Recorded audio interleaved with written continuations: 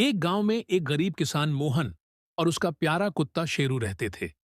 शेरू हमेशा खेत में मोहन का साथी बनकर उसकी रखवाली करता। एक दिन मोहन खेत में काम करते करते थक कर पेड़ के नीचे सो गया।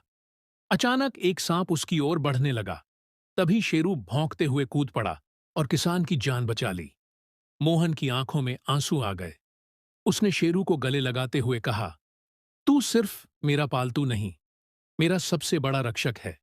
वीडियो अच्छा लगा हो तो लाइक सब्सक्राइबर जरूर करें।